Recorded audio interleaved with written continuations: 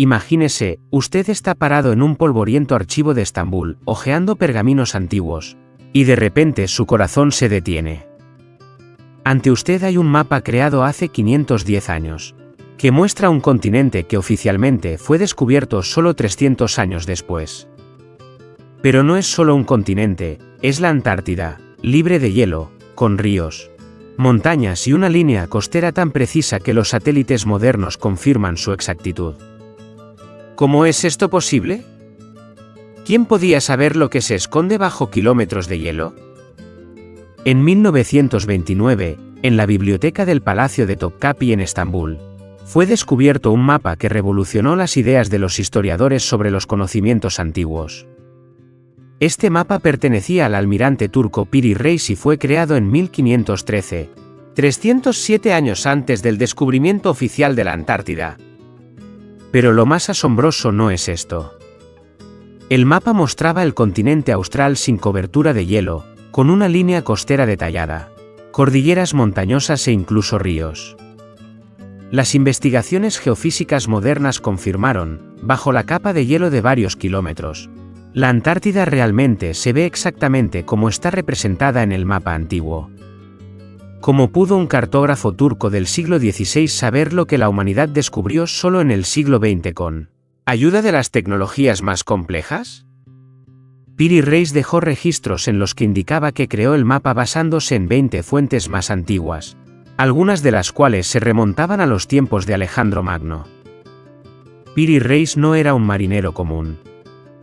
Este destacado almirante y cartógrafo otomano vivió en la época de los grandes descubrimientos geográficos, cuando los navegantes europeos apenas comenzaban a explorar nuevas tierras.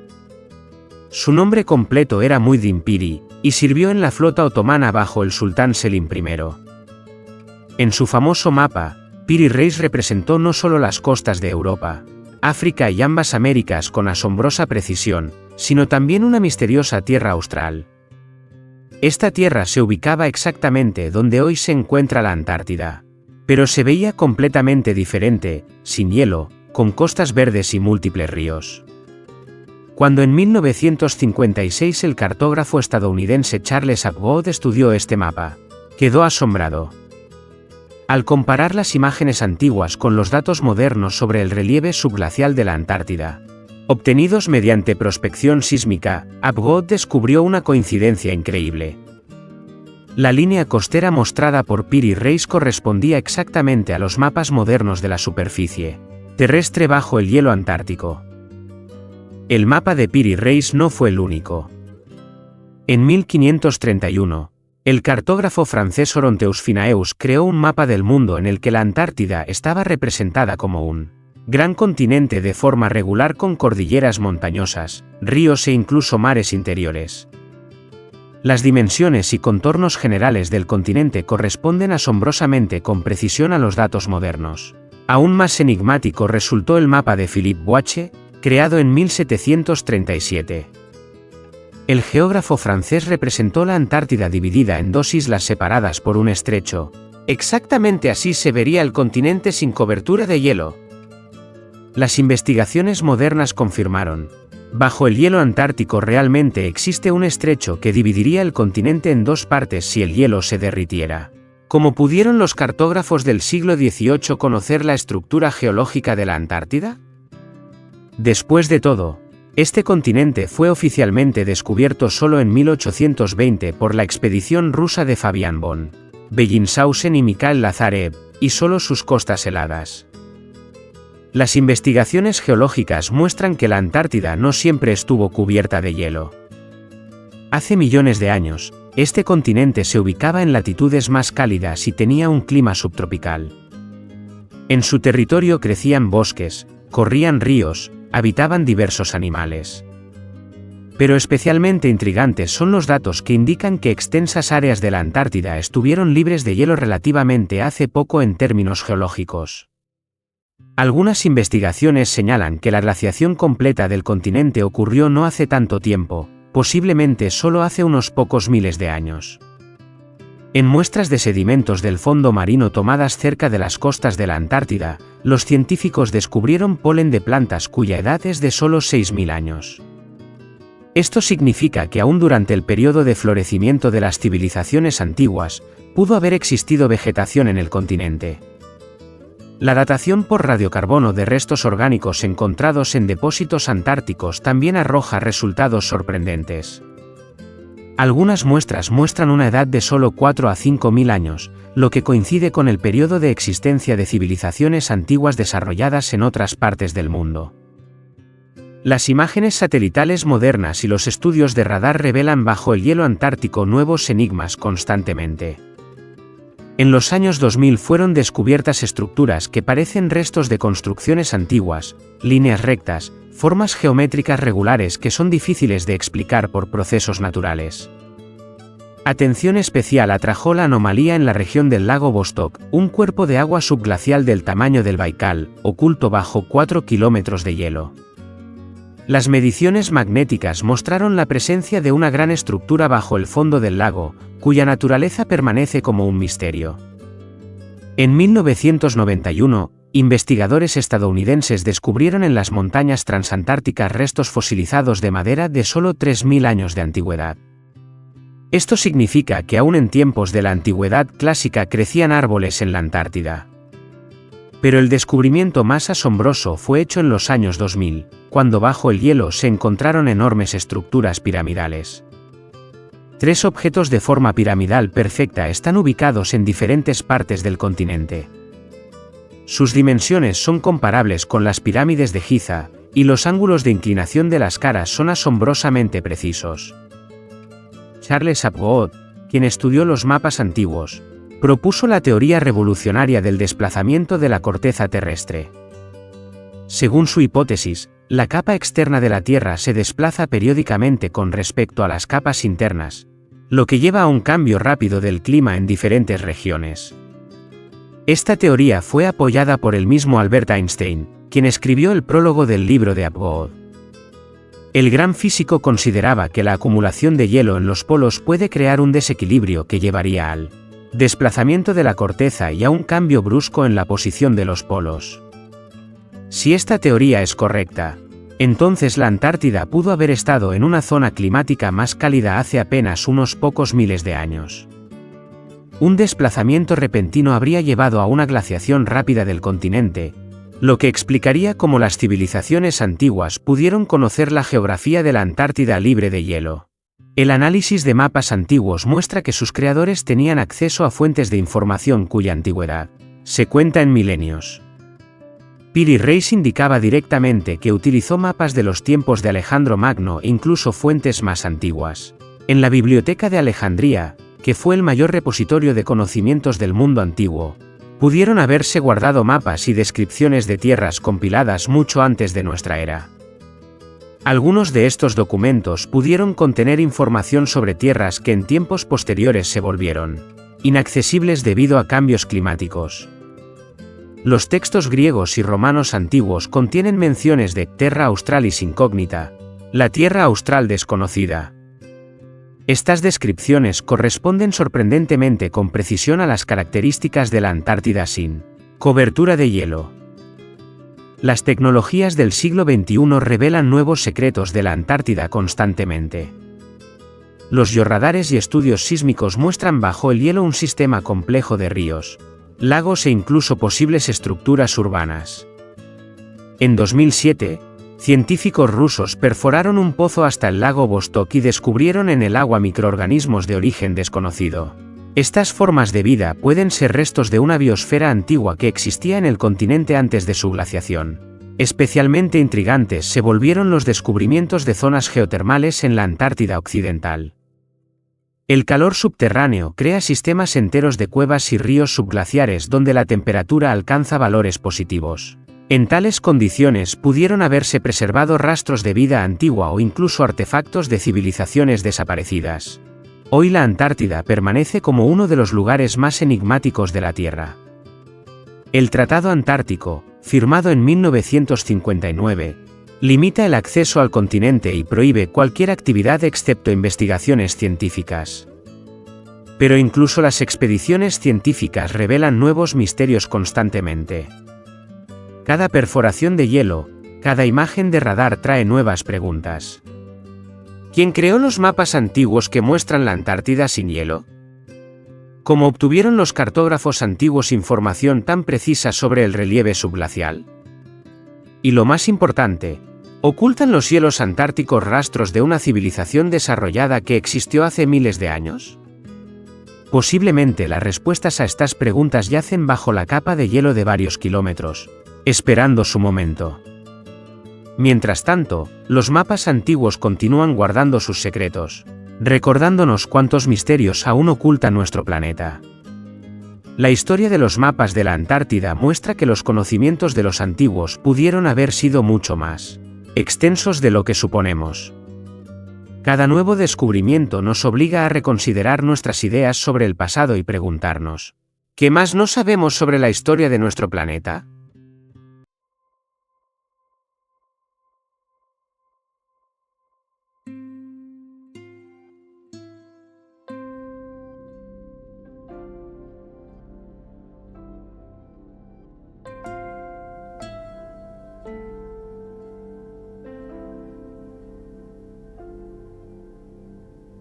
Con sus propias manos. Se llamaba Ramsés II, pero para sus súbditos era un dios en la tierra. Cuando en el año 1279 antes de nuestra era el joven príncipe ascendió al trono de los faraones, pocos podrían haber supuesto que ante ellos se encontraba un hombre que se convertiría en uno de los gobernantes más poderosos de la historia de la humanidad. Ramsés tenía apenas 25 años, pero ya sabía que su destino no era simplemente gobernar Egipto, sino crear un imperio que perduraría milenios.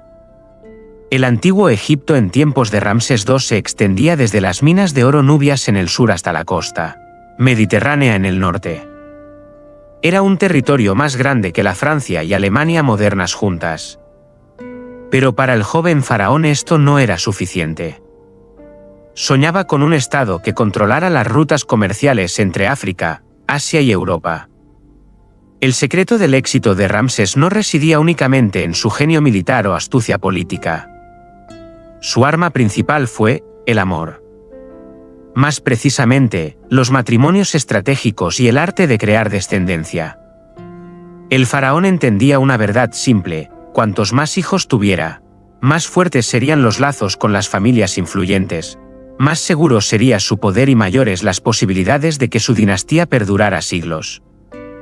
La primera y más amada esposa de Ramsés fue Nefertari, una mujer de extraordinaria belleza e inteligencia, cuya tumba en el Valle de las Reinas aún asombra a los arqueólogos por la riqueza de sus pinturas. Pero Nefertari no fue la única. Durante su vida, Ramsés contrajo más de 8 matrimonios oficiales, sin contar las numerosas relaciones con concubinas del harén real. Cada matrimonio era una operación política cuidadosamente planificada.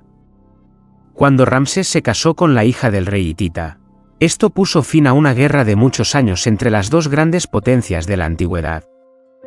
Cuando tomó por esposa a una princesa de Babilonia, se aseguró el control sobre las rutas comerciales más importantes. Sus esposas aportaban no solo alianzas políticas, sino también enormes dotes que llenaban el tesoro del imperio. Pero la verdadera magia ocurría en las cámaras reales.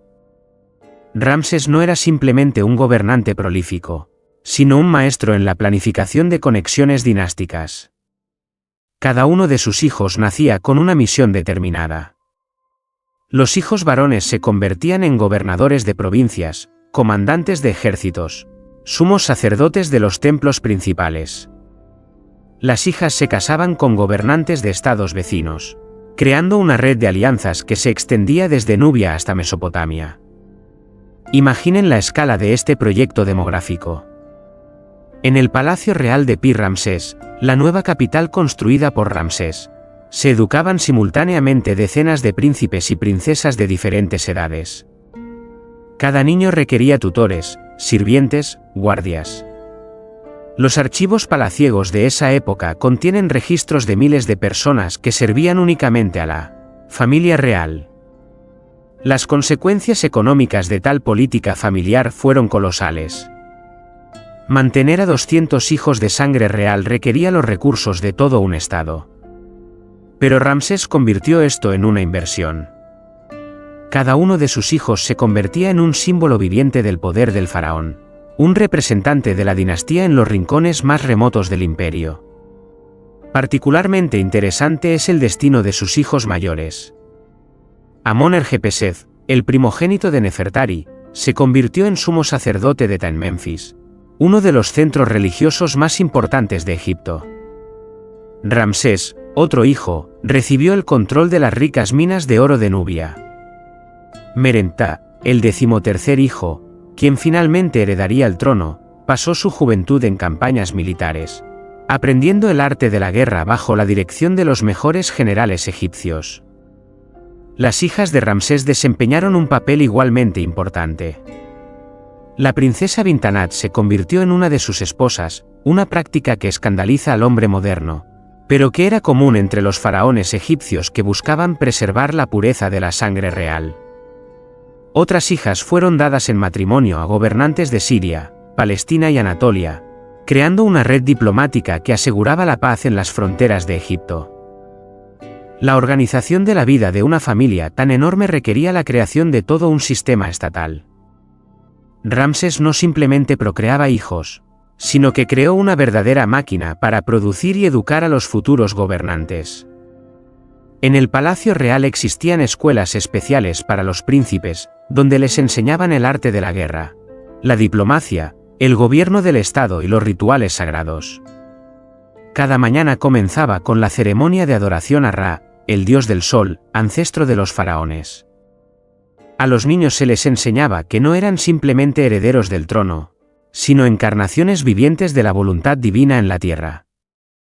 Esta ideología no era solo un dogma religioso, sino que se convirtió en la base del sistema político que mantuvo el poder en manos de la dinastía de los Ramésidas durante 2 siglos. Se prestaba especial atención al entrenamiento militar. Ya a los 10 años los príncipes aprendían a disparar con arco, manejar carros de combate y comandar destacamentos de soldados. A los 15 años cada hijo de Ramsés podía dirigir independientemente una expedición militar contra las tribus nubias o las ciudades-estado asiáticas. Pero el verdadero genio de Ramsés fue su capacidad para convertir los lazos familiares en un instrumento diplomático. Cuando el rey hitita Hattusili III propuso la paz después de una guerra de muchos años, Ramsés no solo firmó un tratado, sino que se casó con la hija de su antiguo enemigo. Esta princesa, que recibió el nombre egipcio de Maatorneferura, se convirtió en el símbolo de la nueva alianza entre las dos grandes potencias. La ceremonia de su llegada a Egipto se convirtió en un espectáculo grandioso. La princesa hitita llegó acompañada de una caravana de 300 camellos cargados de oro, plata y telas raras. Ramsés la recibió en la frontera con un ejército de 10.000 guerreros y una flota de 50 barcos decorados con oro y piedras preciosas. Este matrimonio trajo no solo paz, sino también enormes beneficios económicos. El comercio entre Egipto y el imperio hitita se multiplicó por 5 en pocos años. Los comerciantes egipcios obtuvieron acceso al hierro y los caballos de Anatolia, mientras que los hititas accedieron al oro de Nubia y al papiro del delta del Nilo. Pero Ramsés no se conformaba con lo logrado. Entendía que para crear una dinastía verdaderamente estable no bastaba simplemente tener muchos hijos, sino que era necesario asegurar a cada uno de ellos un lugar digno en la jerarquía del poder. Por eso el faraón creó un sistema en el cual sus hijos se convertían en gobernantes de nomos separados, las divisiones administrativas de Egipto. Este sistema funcionaba como un reloj. Los hijos mayores recibían los territorios más ricos y estratégicamente importantes. Ramsés el joven gobernaba Memphis, la antigua capital y el centro comercial más grande del país. Jaemuas se convirtió en sumo sacerdote de Ta y de facto controlaba toda la vida religiosa del norte de Egipto. Merentá comandaba el ejército y era responsable de la seguridad de las fronteras del sur. Los hijos menores tampoco se quedaban sin hacer nada. Se convertían en gobernadores de fortalezas fronterizas, comandantes de la flota, administradores de las propiedades reales.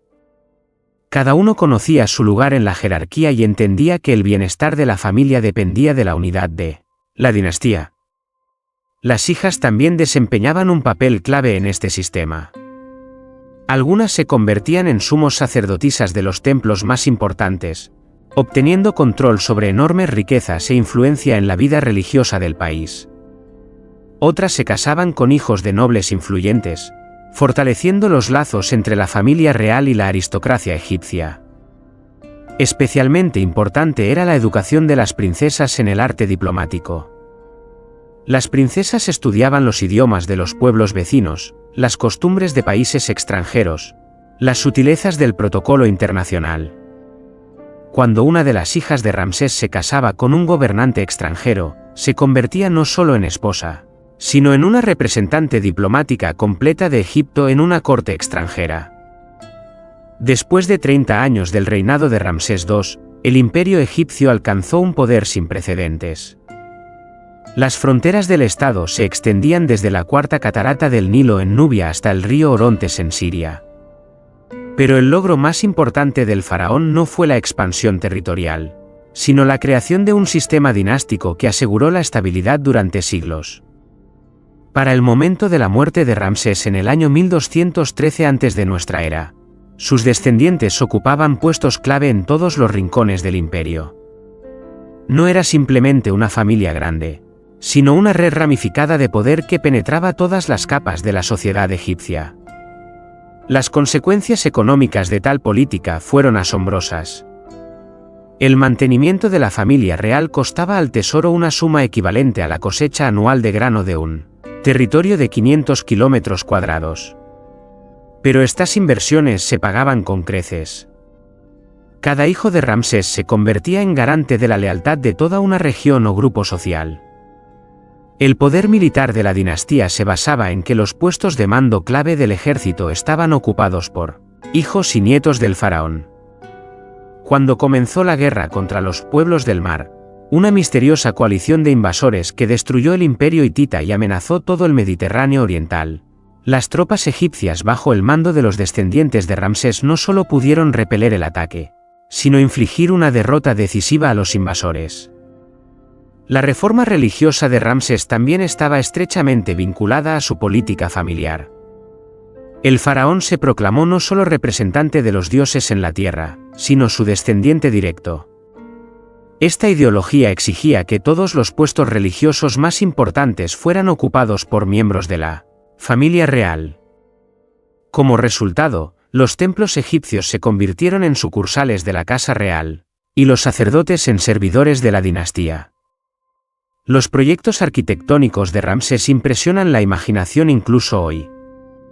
Abu Simbel, el complejo de templos tallado en la roca en la frontera con Nubia, debía demostrar el poder del faraón a todos los que se atrevieran a desafiar su autoridad.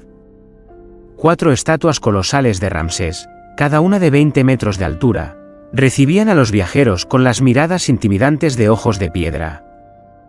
Pero lo más sorprendente era cómo el faraón utilizaba a sus hijos para fortalecer el culto a su propia personalidad. En las paredes de los templos por todo Egipto se pueden ver imágenes de Ramsés rodeado de decenas de hijos e hijas. Estas pinturas debían mostrar a los súbditos que los dioses habían otorgado al faraón una fertilidad increíble, como señal de su bendición. La correspondencia diplomática de esa época ha preservado detalles sorprendentes de la vida familiar del gran faraón. En las cartas al rey hitita, Ramsés anuncia con orgullo el nacimiento de otro hijo, y en las respuestas recibe felicitaciones y costosos regalos para el príncipe recién nacido. El nacimiento de cada niño de sangre real se convertía en un evento internacional. Particularmente interesante es la historia del príncipe Jaemoas, el cuarto hijo de Ramsés, quien se convirtió en uno de los científicos más grandes de la antigüedad. En lugar de una carrera militar, eligió la ciencia y la religión, convirtiéndose en sumo sacerdote de Ptah en Memphis. Jaemoas organizó la restauración de las pirámides antiguas, fundó la primera expedición arqueológica de la historia y creó un calendario que se utilizó en Egipto durante más de 1000 años. La muerte de Ramsés a la edad de 91 años marcó el fin de una era, pero el comienzo de una leyenda. Su momia, descubierta por arqueólogos a finales del siglo XIX, mostró que incluso en edad avanzada el faraón conservaba una postura majestuosa y una constitución robusta. El examen radiográfico reveló rastros de numerosas heridas de batalla, evidencia de que el gran gobernante participó personalmente en campañas militares hasta sus últimos días. El legado de Ramsés sobrevivió a la caída del imperio egipcio. Sus descendientes gobernaron el país durante 1 siglo y medio más después de su muerte. Pero lo principal fue que la idea del gobierno dinástico basado en matrimonios múltiples y descendencia extensa fue adoptada por gobernantes de otras civilizaciones antiguas y perduró hasta nuestros días. Hoy, cuando los arqueólogos estudian las ruinas del antiguo Pi Ramsés, encuentran nuevas evidencias de la grandiosidad del proyecto dinástico del gran faraón. En el año 2000 fue descubierta una estela con los nombres de 130 hijos de Ramsés, y estos son solo aquellos que llegaron a la mayoría de edad y fueron oficialmente reconocidos como herederos del trono. La historia de Ramsés II muestra cómo una sola persona puede cambiar el curso de la historia, utilizando no solo la fuerza militar y la astucia política, sino también la herramienta más antigua del poder, los lazos familiares. Sus 200 hijos se convirtieron en la base de un imperio que perduró más que el romano y dejó una huella en la cultura de la humanidad que podemos rastrear hasta hoy. En las laderas de los Andes, ocultas entre las nubes y en medio de selvas impenetrables, yacen las ruinas de Vilcabamba, el último bastión del imperio inca. Mientras los españoles ya habían conquistado la mayor parte del territorio de América del Sur y destruido la antigua capital de los incas, Cuzco, Vilcabamba seguía siendo un rincón intacto de resistencia. Cuando los europeos descubrieron su existencia, el misterio de Vilcabamba ya comenzaba a envolver toda su historia. Un lugar donde los incas se replegaron, donde sobrevivieron las tradiciones de su cultura y donde la última línea de defensa del imperio intentó mantener su dignidad ante los conquistadores. Vilcabamba no es solo un nombre. Es un símbolo de lucha por la supervivencia, de fuerza y de orgullo de un pueblo. Existen mitos y leyendas asociados con este lugar. Algunos dicen que fue la ciudad perfecta para los inconquistados, protegida por barreras naturales como densos bosques y altas montañas. Otros afirman que fue en este lugar donde los incas lograron preservar su cultura, conocimientos y tradiciones hasta el final. Sin embargo, a pesar de ello, la ubicación exacta de Vilcabamba seguía siendo un misterio para los investigadores hasta principios del siglo XX. Vilcabamba se encuentra en el territorio del actual Perú, en la zona conocida como Valle Sagrado, en un valle que fue de importancia estratégica para los incas. A diferencia de otras ciudades incas, Vilcabamba no estaba en el centro del imperio, sino en su extremo, lo que la hacía más vulnerable a los ataques españoles. Sin embargo, esta ubicación también ayudó significativamente a proteger la ciudad. La ubicación geográfica jugó un papel importante. Vilcabamba estaba rodeada por selvas impenetrables y altas montañas, lo que la protegía de amenazas externas. A través de estas montañas no podían pasar grandes ejércitos españoles, y la densa vegetación y los ríos servían como barreras naturales. Los incas entendían bien la importancia de defender sus territorios, especialmente después de la caída de Cuzco. Manco Inca, uno de los últimos gobernantes del imperio inca, decidió liderar una rebelión contra los españoles, trasladándose a Vilcabamba. Este valle se convirtió en un centro clave de resistencia, y los habitantes de la ciudad utilizaron todos los recursos naturales disponibles para crear fortificaciones defensivas y preservar sus conocimientos y cultura. Manco Inca, heredero del gran emperador inca, fue el primero en tomar la decisión de mudarse a Vilcabamba después de la captura de Cuzco por los españoles. En 1533, después de la muerte de su padre, Manco se vio obligado a someterse a los españoles, pero pronto organizó una exitosa rebelión y regresó a Vilcabamba para continuar la lucha. En esta ciudad, esperaba establecer un nuevo centro de resistencia. Sin embargo, a pesar de los primeros éxitos, los españoles lograron infiltrarse en las regiones montañosas de Vilcabamba y asestar varios golpes dolorosos. Manco Inca y sus seguidores se vieron obligados a retirarse nuevamente. Con el paso de los años, la resistencia se debilitó, pero los historiadores aún no pueden explicar con precisión por qué Vilcabamba no fue destruida por completo. Tal vez el lugar era tan inaccesible que los españoles no consideraron necesario gastar recursos en la destrucción total de la ciudad. Sin embargo, los incas, a pesar de las duras derrotas, pudieron continuar su lucha durante algunos años más. Cuando Manco Inca murió, sus sucesores continuaron luchando, pero la resistencia fue debilitándose. El siguiente líder fue Túpac Amaru II, quien encabezó los últimos levantamientos significativos de los incas contra los españoles en Vilcabamba en la década de 1560. Túpac Amaru II, a diferencia de su antecesor, fue menos decisivo en cuanto a la estrategia a largo plazo. A pesar de sus esfuerzos, los españoles lograron capturarlo y ejecutarlo. Este evento fue prácticamente el fin del Imperio Inca. A partir de este momento, la resistencia en Vilcabamba cesó. La ciudad gradualmente se despobló y sus secretos quedaron olvidados por los contemporáneos. Sin embargo, los arqueólogos e investigadores que se dirigieron a la región pronto comenzaron a interesarse por este misterioso lugar. Después de la caída del Imperio Inca, Vilcabamba desapareció de los mapas del mundo durante mucho tiempo. Fue solo en el siglo XX, a principios de la década de 1920, cuando un grupo de científicos y arqueólogos bajo la dirección del británico Hiram Bingham descubrió la ciudad de Machu Picchu, que en ese momento se consideraba tan importante como Vilcabamba. Sin embargo, la búsqueda de Vilcabamba no cesó. En 1978, los arqueólogos peruanos comenzaron a realizar excavaciones en el valle de Vilcabamba y pronto descubrieron ruinas que confirmaban la existencia de la ciudad. Sin embargo, la ubicación exacta de Vilcabamba sigue siendo en gran medida desconocida. Las excavaciones en la región de Vilcabamba continúan hasta el día de hoy, y los arqueólogos están seguros de que aún se esconden muchos secretos en esta área. Los arqueólogos han descubierto numerosos artefactos únicos, como cerámica, textiles y herramientas, que confirman el alto nivel de desarrollo de la cultura inca. Uno de los descubrimientos más importantes fue la presencia de un sistema de suministro de agua y canales de riego, lo que demuestra un alto nivel de destreza en ingeniería. Sin embargo, aún quedan muchas preguntas sin resolver. ¿Cómo eran exactamente los edificios de Vilcabamba?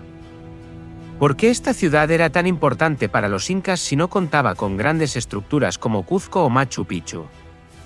Estas y otras preguntas siguen siendo un tema de investigación para los estudiosos. Vilcabamba, al igual que otras ciudades incas, fue diseñada teniendo en cuenta las características del paisaje local y los recursos naturales. Una de las características más impresionantes de la ciudad fueron sus características arquitectónicas. Los incas utilizaron la técnica conocida como pasana, un tipo de mampostería sin el uso de mortero, en la que las piedras estaban perfectamente ajustadas entre sí. Estas paredes eran tan robustas que pudieron resistir incluso fuertes terremotos, que eran comunes en la región. La ciudad misma probablemente estaba dividida en varias áreas con diferentes funciones. Algunas partes de la ciudad servían para la residencia, otras para ceremonias religiosas, y otras para la agricultura y el suministro de agua. El agua jugaba un papel clave en la vida de Vilcabamba, y su distribución estaba organizada con gran cuidado.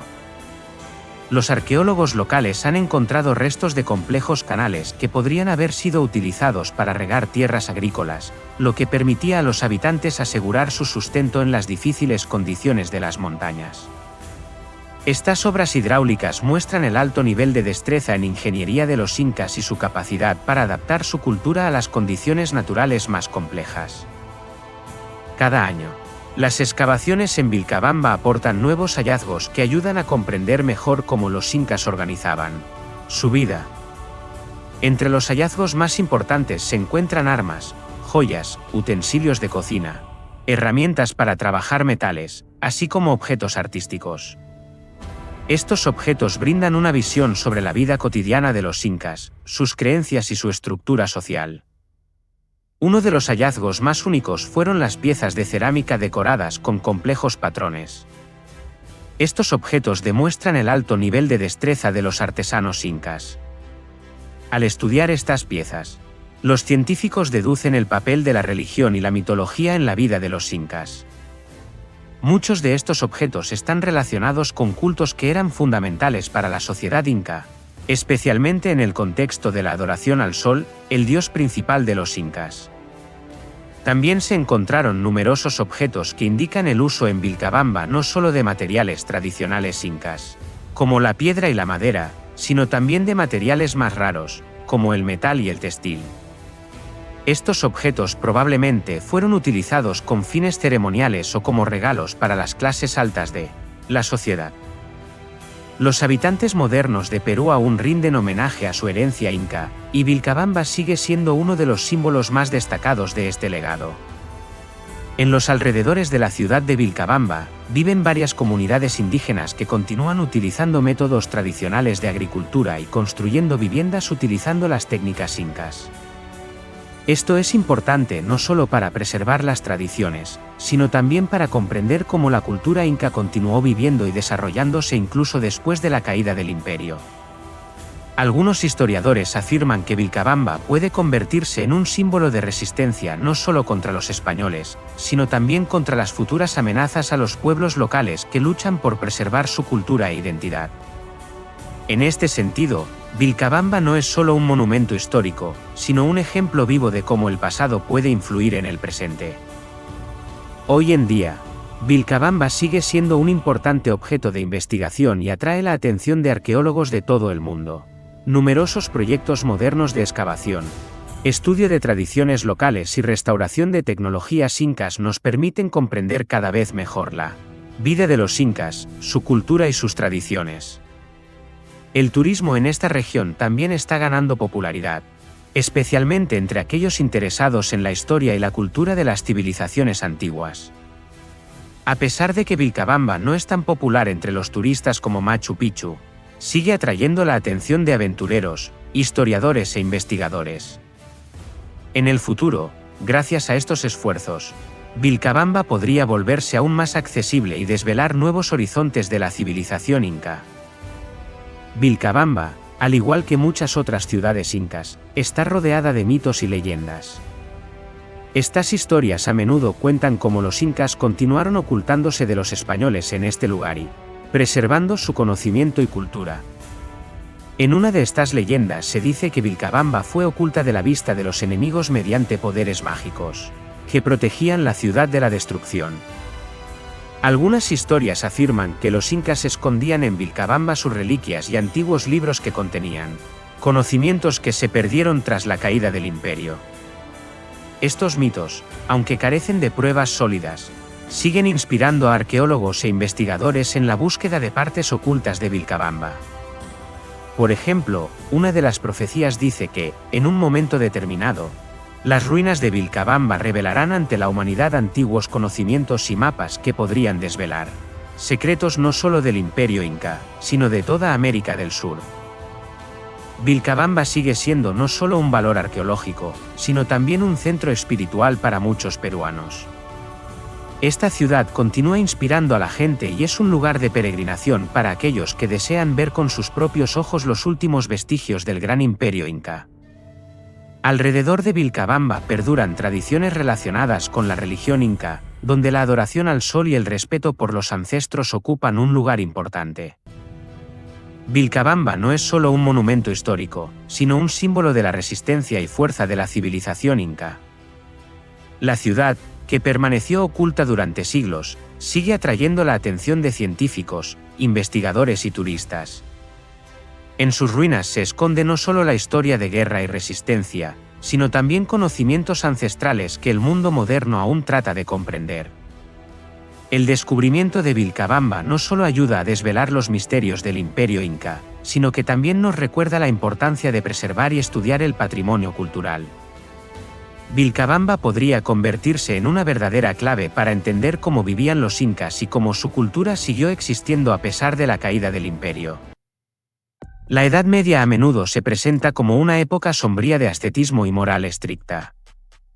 Pero tras los gruesos muros de los castillos y las modestas fachadas de las casas urbanas hervían las pasiones, florecían los romances y existían tradiciones asombrosas que pocos conocen hoy en día. Esta época creó una cultura única de la intimidad, un entrelazado caprichoso de dogmas religiosos, costumbres populares y necesidades humanas. Aquí nacieron muchas concepciones sobre el amor y el matrimonio que determinan nuestra vida hasta el día de hoy. Sumerjámonos en este mundo fascinante, donde cada gesto tenía significado y cada tradición guardaba sabiduría centenaria. En la sociedad medieval, el matrimonio representaba un complejo juego de intereses donde los vínculos del corazón pasaban a segundo plano. Las familias aristocráticas concertaban contratos matrimoniales cuando los futuros esposos apenas sabían caminar. Estas uniones sellaban alianzas políticas, unificaban tierras y fortalecían dinastías. Las jóvenes novias, al cumplir los 12 años, se convertían en moneda de cambio en el gran juego. Los novios eran elegidos a los 15 o 16 años, guiándose exclusivamente por consideraciones de conveniencia. El primer encuentro de los jóvenes a menudo ocurría directamente en el altar. Pueden imaginar todo el espectro de emociones que experimentaban. Los cánones eclesiásticos formalmente exigían el consentimiento mutuo para el matrimonio, sin embargo, en la realidad esta regla se cumplía muy raramente. La opinión femenina especialmente poco significaba. No obstante, algunas damas influyentes utilizaban hábilmente las intrigas cortesanas para influir en los planes matrimoniales de sus parientes y lograr uniones más ventajosas. Los rituales matrimoniales medievales asombran por su complejidad y simbolismo. Después de la ceremonia eclesiástica comenzaba un rito especial, la consagración del lecho nupcial. El sacerdote, con oraciones especiales, rociaba la cama con agua bendita, invocando la bendición divina sobre la unión conyugal. Sin embargo, el elemento más inusual era la tradición del testimonio público de la intimidad. En los círculos aristocráticos, parientes e invitados de honor esperaban fuera del dormitorio hasta recibir confirmación de que el matrimonio había tenido su consumación física. Esta práctica debía excluir cualquier duda sobre la legitimidad de la unión. Los jóvenes experimentaban una presión psicológica colosal, especialmente las muchachas, que a menudo no tenían la menor idea de los eventos que les esperaban. Por eso surgió la institución de las instructoras nupciales, mujeres expertas que preparaban a las novias para la vida matrimonial. En las casas reales estas tradiciones alcanzaban el absurdo. La noche de bodas de los monarcas se convertía en un evento de Estado, puesto que los testigos debían confirmar la legitimidad del futuro heredero al trono. Tales costumbres se conservaron en algunas cortes europeas hasta el siglo XVIII. Las viviendas medievales diferían radicalmente de las concepciones modernas sobre la privacidad. La mayoría de las personas dormían en jergones de paja, y solo las familias acomodadas podían permitirse almohadas de plumas y mantas de lana. Las camas se ubicaban en habitaciones comunes, separadas únicamente por cortinas espesas. La verdadera intimidad era privilegio exclusivo de los ricos. Las familias ordinarias se hacinaban en una o dos habitaciones junto con niños, sirvientes e incluso animales domésticos. En tales condiciones, encontrar un momento para el retiro representaba un problema serio. Los esposos desarrollaban un sistema sofisticado de señales secretas y signos convencionales. Una disposición especial de los utensilios domésticos, una melodía determinada o un gesto podían significar una invitación a la intimidad. Estos códigos se transmitían de generación en generación como secretos familiares. Las prescripciones eclesiásticas limitaban estrictamente la intimidad conyugal. Estaba prohibida durante los ayunos, los domingos, en las festividades religiosas y en los periodos de impureza femenina. Los historiadores han calculado que los días permitidos en el año eran menos de 100. La violación de estas reglas se consideraba un pecado grave y requería penitencia eclesiástica. El siglo XII trajo a Europa una verdadera revolución en las concepciones sobre los sentimientos. Surgió la filosofía del amor cortés, una pasión elevada y platónica entre el caballero y la dama de su corazón. Era un amor a distancia, lleno de anhelo y poesía, pero que raramente obtenía expresión física. Los caballeros realizaban hazañas en gloria de sus amadas, componían baladas, participaban en torneos bajo sus estandartes. La dama se convertía en un ideal inalcanzable, fuente de inspiración y perfeccionamiento espiritual. Paradójicamente, tal amor a veces era más ardiente que las relaciones entre marido y mujer. La tradición cortesana engendró un lenguaje complejísimo de símbolos y alusiones. La gama cromática de la vestimenta, la manera de atar el cinturón, la elección de flores para el ramo, cada detalle llevaba un mensaje oculto. Los enamorados podían comunicarse sin palabras, usando solo códigos visuales. Lo más sorprendente, tal amor a menudo existía paralelamente al matrimonio. Una aristócrata casada podía tener un caballero pretendiente, y la sociedad no solo no lo condenaba, sino que incluso lo alentaba, con la condición de respetar los límites espirituales. Estas relaciones se convirtieron en la base de innumerables leyendas y obras literarias. La conciencia medieval rodeó las relaciones íntimas con una densa red de supersticiones y creencias mágicas. Se consideraba que la concepción de un niño dependía no solo de la fisiología, sino también de influencias cósmicas, ciclos lunares y preferencias dietéticas de los esposos. Para el nacimiento de un heredero masculino se recomendaba consumir alimentos cárnicos, vino tinto y elegir para la intimidad las noches de luna llena. Si deseaban una hija, preferían productos lácteos, infusiones herbales y el periodo de luna nueva. Aunque estas concepciones parecen ingenuas, reflejaban la aspiración de las personas a comprender y controlar los procesos de reproducción. La magia amorosa ocupaba un lugar especial en la cultura medieval. Las mujeres llevaban amuletos de ciertos minerales, los hombres anillos con símbolos místicos. Un talismán correctamente elegido, según las creencias, podía avivar la pasión o proteger de atención indeseada. La magia vegetal desempeñaba un papel clave en las relaciones íntimas. La lavanda simbolizaba el deseo, el romero la fidelidad conyugal, la menta la capacidad de enfriar la pasión excesiva. Las mujeres creaban complejas composiciones herbales que colocaban bajo las almohadas o añadían a los procedimientos de baño. La noche de bodas en la tradición medieval estaba rodeada de múltiples acciones simbólicas. El día comenzaba con la ablución ritual de la novia. El agua se infusionaba con hierbas especiales, pétalos de rosa para la belleza, hojas de menta para la frescura, flores de lavanda para la tranquilidad. La ceremonia del baño se convertía en un verdadero ritual con participación de amigas y parientes. Después de la ablución, la novia era vestida con una camisa nocturna especial de telas costosas. El color blanco como la nieve simbolizaba la pureza, pero también se encontraban otras variantes. Escarlata para la pasión, dorado para la prosperidad, azul celeste para la devoción. El novio pasaba por su propia preparación. Sus amigos organizaban la despedida de la vida de soltero, que incluía confesión, recepción de bendiciones y purificación ritual. El hombre debía prepararse espiritualmente para su nuevo papel de esposo y futuro padre. El dormitorio nupcial se transformaba en un espacio sagrado. El lecho se decoraba con flores frescas, se esparcían pétalos de rosa, se encendían velas aromáticas. Las paredes se cubrían con telas con símbolos religiosos y escudos familiares, creando una atmósfera de solemnidad y santidad.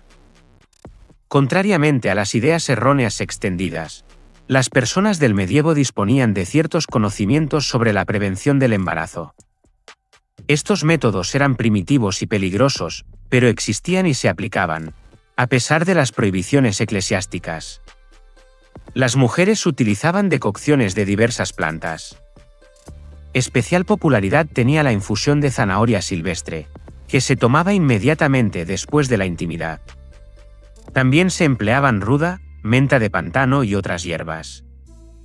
Algunas de ellas realmente poseían propiedades anticonceptivas, aunque su uso conllevaba serios riesgos para la salud. Los hombres fabricaban medios protectivos primitivos con materiales animales, intestinos, vejigas de pez, tela de lino. La efectividad de tales dispositivos era mínima, pero los mismos intentos de protección testimonian la comprensión de las relaciones causa-efecto. La Iglesia condenaba categóricamente cualquier forma de prevención de la concepción, considerándolas como oposición a la voluntad divina. Sin embargo, muchos sacerdotes locales adoptaban una posición más flexible, especialmente cuando se trataba de familias incapaces de alimentar a hijos adicionales. Los enamorados medievales desarrollaron un sistema sorprendentemente sofisticado de comunicación oculta. Dado que la alfabetización era un fenómeno raro, cobraron especial importancia los mensajes simbólicos. Plantas, adornos, elementos de vestimenta, incluso la manera de atar los cordones de los zapatos, todo podía llevar un significado secreto. La rosa escarlata significaba pasión ardiente, la blanca pureza de intenciones, la amarilla tormentos de celos. Pero existían también combinaciones más complejas. Un ramo de rosa, lavanda y romero transmitía el mensaje: mi pasión hacia ti trae paz a mi alma, y conservaré la fidelidad para siempre. Para la entrega de mensajes se empleaban sirvientes, músicos errantes, a veces incluso sacerdotes. Especial demanda tenían las mujeres intermediarias, especializadas en la organización de encuentros secretos. Estudiaban la planificación de los castillos, el horario de la guardia y los hábitos de los habitantes. Los lugares de citas se elegían con especial cuidado.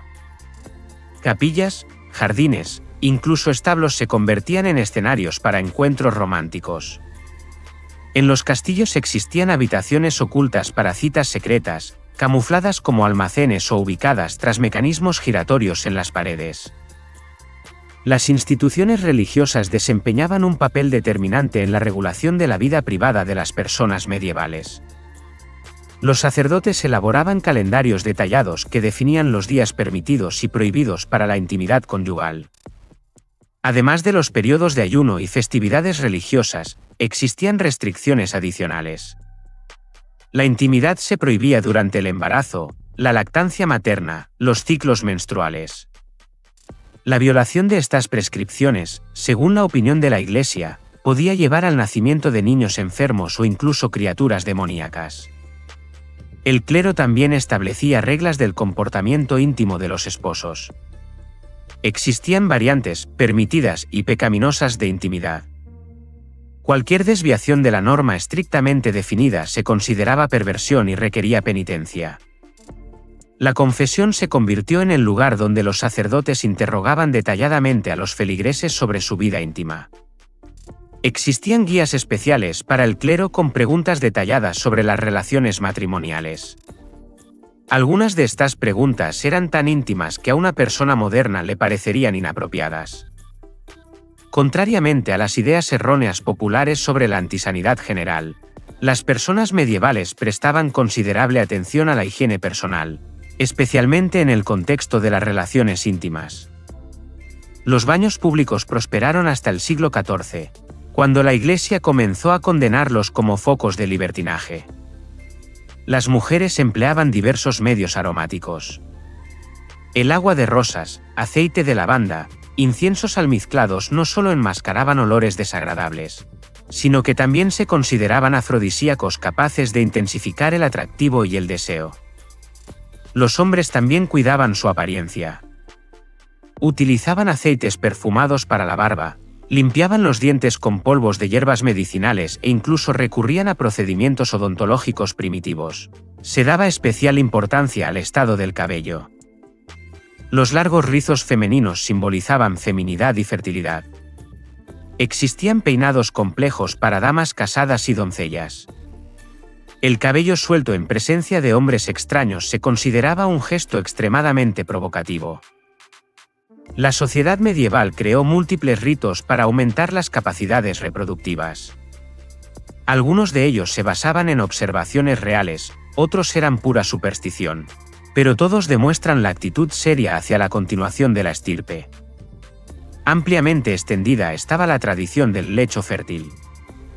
Los recién casados eran acostados en una cama cubierta de símbolos de abundancia, granos de trigo, nueces, frutas, flores frescas. Se creía que estos objetos transmitían a la pareja su energía vital. Cuando una mujer quedaba embarazada por primera vez, toda la comunidad participaba en rituales especiales. A la futura madre la paseaban alrededor del templo un número establecido de veces. Le ofrecían platos especiales y leían oraciones protectoras. Los hombres también participaban en ritos de fertilidad. Para aumentar la potencia se utilizaban infusiones herbales. Raíz de mandrágora, ginseng, diversos frutos secos. Todo esto se consideraba remedios milagrosos para la fuerza masculina. En el mundo medieval funcionaban grupos ocultos que conservaban conocimientos sobre intimidad y reproducción. Estas comunidades a menudo consistían en mujeres, parteras, herbolarias, curanderas. Transmitían información de madre a hija, creando un sistema educativo alternativo. Tales mujeres dominaban los secretos de las plantas medicinales, sabían asistir partos, tratar enfermedades ginecológicas e interrumpir embarazos no deseados. Sus conocimientos eran invaluables, pero al mismo tiempo peligrosos. A muchas las acusaban de brujería y las sometían a persecuciones. En ciertas regiones existían casas de consuelo, oficialmente no reconocidas, pero que funcionaban de hecho bajo el patrocinio de la élite local. Estos establecimientos tenían sus propias reglas y costumbres, a menudo muy refinadas. Es curioso que algunos monasterios conservaran secretamente textos antiguos sobre amor e intimidad. Los monjes copiaban tratados de autores antiguos, proveyéndolos de comentarios cristianos. De esta manera se conservaron conocimientos sobre técnicas de intimidad y placer que de otro modo se habrían perdido para siempre. Las tradiciones de intimidad diferían significativamente en los diversos rincones de la Europa medieval. En las tierras nórdicas, escandinavas, se conservaban ecos de ritos paganos. Los recién casados debían pasar la primera noche en una vivienda especial construida con árboles vivos. En Italia, bajo la influencia del legado antiguo, la actitud hacia la corporalidad era más liberal. Aquí florecían academias de amor cortés, donde enseñaban el arte de la seducción y el trato galante con las damas. La aristocracia francesa desarrolló la etiqueta más sofisticada de la intimidad. Existían reglas para cada etapa del cortejo, como besar la mano de una dama, a qué distancia situarse durante la conversación, como interpretar los gestos y miradas más pequeños. En las tierras alemanas gozaban de popularidad las cortes de amor, reuniones de damas nobles que dirimían cuestiones controvertidas de galantería y emitían veredictos sobre conflictos amorosos. Estas cortes poseían poder real y podían obligar a los caballeros a ciertos actos. La medicina medieval disponía de sus propias concepciones sobre intimidad y concepción. Los médicos de aquel tiempo consideraban que para una fecundación exitosa era necesario el placer mutuo de los compañeros. Esta era una idea progresiva que reconocía la importancia del goce femenino. Existían tratados médicos especiales que describían la anatomía y fisiología de la intimidad. Los galenos recomendaban posturas concretas, momentos del día e incluso acompañamiento musical para aumentar la probabilidad de concepción. Algunos de estos consejos resultaron sorprendentemente precisos desde las posiciones de la ciencia moderna. Se prestaba especial atención a la salud femenina. Se consideraba que la mujer debía alcanzar la culminación del placer para una fecundación exitosa. Esto llevó al desarrollo de diversas técnicas y prácticas dirigidas a la satisfacción femenina. Los médicos también crearon un sistema complejo de diagnóstico del embarazo. Analizaban el color de la piel del rostro, el estado del cabello, incluso el olor del aliento de la mujer. Algunos métodos eran asombrosamente precisos, otros representaban puro charlatanismo. Las tradiciones medievales de intimidad pueden parecernos exóticas y a veces chocantes, pero reflejan los intentos de las personas de aquella época por comprender y estructurar una de las áreas más importantes del ser humano. Muchas de estas tradiciones influyeron en la formación de nuestras concepciones modernas sobre el amor, el matrimonio y las relaciones familiares. Estudiando la historia de la intimidad, comprendemos más profundamente el origen de nuestros valores y convicciones actuales. El medievo regaló a la humanidad el concepto del amor romántico, la idea de igualdad en el matrimonio y la conciencia de la importancia de la cercanía emocional entre compañeros. Sin duda, muchas costumbres medievales eran crueles e injustas, especialmente respecto a las mujeres. Pero en este entrelazado de tradiciones y prohibiciones nacían sentimientos auténticos, Se creaban grandes historias de amor que continúan inspirándonos hoy. La próxima vez que lean novelas medievales o vean películas sobre caballeros y princesas, recuerden el complejo mundo de costumbres y rituales que rodeaba cada historia de amor. Pues fue precisamente en esta época cuando la humanidad comenzó a entender que el amor no es simplemente un instinto, sino un arte auténtico que requiere conocimientos, paciencia y sabiduría. Imaginen a un guerrero cuyo nombre infundía terror en toda Europa del siglo IX. Un hombre que supuestamente conquistaba ciudades con las manos desnudas, cruzaba mares en Drakkars y desafiaba a los mismísimos dioses. Lo llamaban Ragnar Lodbrok, Ragnar Pantalones Peludos. Pero ¿qué tal si les dijera que gran parte de lo que sabemos sobre este legendario vikingo podría ser pura invención? Hoy nos sumergiremos en el fascinante mundo de las sagas medievales, los hallazgos arqueológicos y las crónicas históricas, para separar de una vez por todas el mito de la realidad en la historia del vikingo más famoso de todos los tiempos. Según las sagas escandinavas, Ragnar Lodbrok fue un verdadero superhombre de su época. Las sagas nos relatan historias increíbles sobre sus hazañas. Se dice que mató a una serpiente gigantesca que custodiaba una torre donde languidecía la hermosa Thora Borgarhord. Para esta batalla se puso unos pantalones de cuero especiales, cubiertos de brea y arena, que lo protegían de las mordeduras venenosas. De ahí el apodo, Lodbrok, que se traduce como pantalones peludos. Pero esto es solo el comienzo. Las sagas afirman que Ragnar realizó numerosas incursiones en Inglaterra y Francia, capturó París en el año 845, e incluso desafió al mismísimo rey de Francia. Su flota supuestamente constaba de 120 navíos, y su ejército contaba con miles de guerreros. Especialmente dramático es el relato de su muerte. Según la leyenda, Ragnar fue capturado por el rey de Northumbria Ella II, quien lo arrojó a un foso lleno de serpientes venenosas. Al morir, Ragnar pronunció palabras proféticas: gruñirán los cochinillos cuando sepan cómo sufre el viejo jabalí. Estos cochinillos eran sus hijos, quienes supuestamente vengaron a su padre conquistando la mitad de Inglaterra.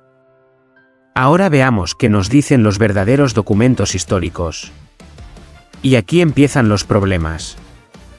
Lo primero que llama la atención es la completa ausencia de fuentes contemporáneas a Ragnar que lo mencionen bajo este nombre.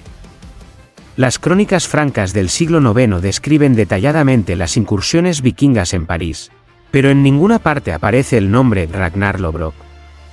En cambio, encontramos menciones de cierto Reginerus, un líder vikingo que efectivamente asedió París en el año 845. El cronista franco Prudencio de Troyes escribe sobre esta incursión con bastante detalle. 600 vikingos en 113 navíos remontaron el Sena y sitiaron la ciudad. El rey Carlos el Calvo se vio obligado a pagarles un enorme tributo, 7.000 libras de plata. Es interesante que este número de barcos casi coincide con el que se indica en las sagas para la flota de Ragnar. ¿Casualidad? ¿O Reginerus y Ragnar son la misma persona? La arqueología moderna también aporta su granito de arena para resolver este misterio.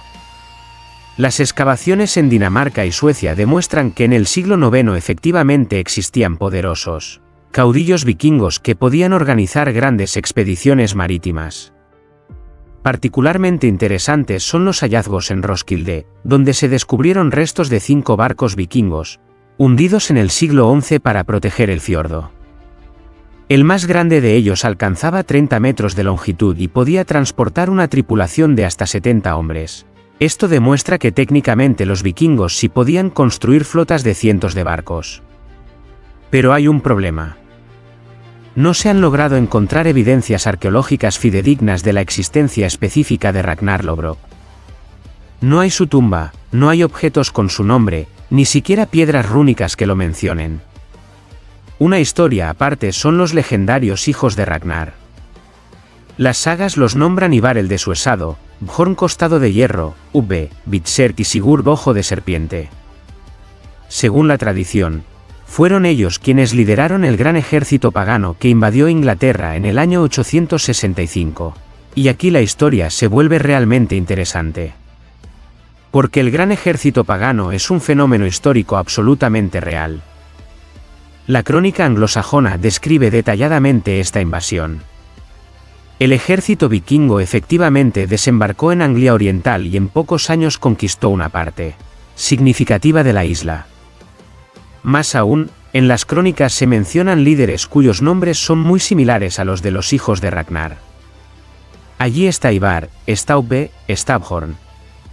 Pero en ningún lugar se dice que sean hermanos, y mucho menos se menciona a su padre Ragnar. Los hallazgos arqueológicos en Repton, donde invernó el gran ejército pagano, confirman la magnitud de esta invasión. Se han descubierto entierros masivos de guerreros y enormes campamentos capaces de albergar a miles de personas. Entonces, ¿cómo nació la leyenda de Ragnar Lodbrok? La mayoría de los historiadores modernos coinciden en que este personaje es una compilación de varias figuras históricas reales. La base probablemente fue ese mismo Reginerus que asedió París. A su historia se añadieron elementos de las biografías de otros famosos vikingos del siglo IX, el rey danés Godofredo, el jarl sueco Bjorn, el conde noruego Ragnar. El proceso de creación de la leyenda se extendió durante siglos. Las primeras menciones de Ragnar en las sagas datan únicamente de los siglos XII y XIII, es decir, 300 o 400 años después de los supuestos eventos. Durante este tiempo, la tradición oral logró transformar a personas reales en héroes míticos. Las sagas islandesas, donde Ragnar está descrito más detalladamente, fueron creadas en el periodo del siglo XII al XIV. Sus autores se basaron en tradiciones orales que se transmitían de generación en generación, acumulando gradualmente detalles fantásticos. Entonces, ¿qué podemos decir con seguridad? En primer lugar, a mediados del siglo IX efectivamente existió un influyente líder vikingo que organizó una exitosa incursión en París. Se llamaba Reginerus, y él pudo haberse convertido en el prototipo de Ragnar. En segundo lugar, en la misma época vivieron varios otros famosos caudillos vikingos, cuyas hazañas posteriormente pudieron ser atribuidas al mítico Ragnar. La arqueología confirma que el siglo IX fue la época dorada de las expediciones vikingas. En tercer lugar, el gran ejército pagano, supuestamente liderado por los hijos de Ragnar, existió realmente. Este es uno de los eventos más significativos en la historia de la Inglaterra altomedieval. Pero en cuanto a las hazañas fantásticas del propio Ragnar, batallas con dragones, pantalones mágicos, muerte en un foso de serpientes, todo esto, muy probablemente, son frutos de la imaginación de los narradores medievales. Una pregunta interesante: ¿por qué la leyenda de Ragnar Lodbrok resultó tan perdurable? ¿Por qué las películas y series modernas aún recurren a este personaje? La respuesta se encuentra en la propia naturaleza del mito. Ragnar encarna el arquetipo del guerrero vikingo ideal, intrépido, astuto, invencible. Él reúne todo lo que admiraban los escandinavos: valor guerrero, habilidades marítimas, astucia y tenacidad. Además, la historia de Ragnar encaja perfectamente en la épica heroica. Tiene todos los elementos necesarios: hazañas increíbles, muerte trágica del héroe y venganza de sus descendientes. Es un esquema universal que encuentra eco en los corazones de las personas de cualquier época. Pero la historia no termina aquí. En las últimas décadas los historiadores han hecho varios descubrimientos sorprendentes. En los años 2000 se reinterpretó algunas inscripciones rúnicas de Dinamarca y Suecia. Resultó que la piedra de Snervissin en Dinamarca, que data de finales del siglo X, podría contener una referencia al Ragnar histórico. La inscripción menciona a cierto Ragnar que estuvo en las tierras occidentales. Aunque esta sigue siendo una interpretación controvertida, y muchos académicos no están de acuerdo con ella. Independientemente de si Ragnar existió realmente, su influencia en la cultura es innegable. La leyenda sobre él inspiró a poetas y escritores durante siglos. En el siglo XIX los románticos vieron en él la encarnación del espíritu libre del norte. La cultura popular moderna adoptó esta tradición. La serie Vikingos presentó a Ragnar a millones de espectadores en todo el mundo, aunque ofreció una interpretación bastante libre de su historia. La historia de la búsqueda del verdadero Ragnar Lodbrok nos enseña una lección importante sobre cómo funciona la memoria histórica. Nos muestra que la frontera entre el mito y la realidad a menudo es difusa, y que las leyendas pueden contarnos sobre el pasado no menos que las áridas crónicas. Quizás no sea tan importante si Ragnar existió en la forma en que lo describen las sagas. Lo más importante es que su imagen refleja los valores y aspiraciones reales de las personas de la época vikinga. Nos muestra cómo querían ser los escandinavos del siglo IX, con que soñaban y que consideraban digno de admiración. Hoy, cuando observamos los restos de los barcos vikingos en los museos o leemos traducciones de las antiguas sagas, nos ponemos en contacto con un mundo asombroso donde la realidad y la ficción se entrelazaban tan estrechamente, que separarlas es casi imposible. Y en esto, quizás, radica la verdadera magia de la historia. ¿Entonces existió Ragnar Lodbrok? Muy probablemente sí, pero no en la forma en que lo conocemos. Detrás de la leyenda están personas reales, eventos reales y una época real que dio origen a algunos de los navegantes y guerreros más hábiles en la historia de la humanidad.